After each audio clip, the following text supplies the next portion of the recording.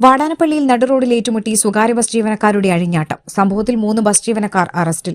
വാടാനപ്പള്ളി സെന്ററിൽ നടുറോഡിൽ ഏറ്റുമുട്ടിയ കേസിലാണ് 3 സ്വകാര്യ ബസ് ജീവനക്കാരെ വാടാനപ്പള്ളി പോലീസ് അറസ്റ്റ് ചെയ്തത്. ബസ് ജീവനക്കാരായ കാഞ്ഞാണി ആനക്കാട് സ്വദേശി പള്ളിപ്പാട്ട് വീട്ടിൽ ശരത് വിഷ്ണു, മണലൂർ സ്വദേശി തുരുത്തി വീട്ടിൽ അഖിൽ, അരിമ്പൂർ കരുവാൻ വളവ് സ്വദേശി കോലാട്ട് വീട്ടിൽ പ്രശാന്തൻ എന്നിവരാണ് അറസ്റ്റിലായത്. ബുധനാഴ്ച ഉച്ചയോടെയാണ് വാടാനപ്പള്ളി സെന്ററിൽ വെച്ച 2 സ്വകാര്യ ബസ്സുകളിലെ ജീവനക്കാർ തമ്മിൽ നടുറോഡിൽ ഏറ്റുമുട്ടിയത്.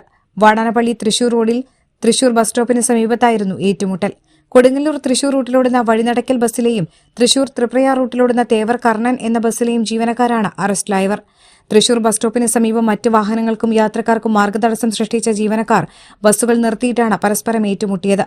സംഘട്ടന വിവരമറിഞ്ഞ് പട്രോളിംഗ് ഡ്യൂട്ടിയിലുണ്ടായിരുന്ന വാടാനപ്പള്ളി പോലീസ് പ്രതികളെ അറസ്റ്റ് ചെയ്ത് ഗതാഗതം പുനഃസ്ഥാപിക്കുകയായിരുന്നു. പ്രതികൾക്കെതിരെ പൊതുസ്ഥലത്ത് ജനങ്ങൾക്ക് ഭീതിയും ശല്യവും ഉണ്ടാക്കി അടികൂടിയതിനും മറ്റു വാഹനങ്ങൾ മാർഗ്ഗതടസ്സം സൃഷ്ടിച്ചതിനുമാണ് കേസെടുത്തത്. Vadanappally SI UC Lalson, grade senior CPO Lenin, CPO Noufal എന്നിവർ ചേർന്നാണ് പ്രതികളെ അറസ്റ്റ് ചെയ്തത്.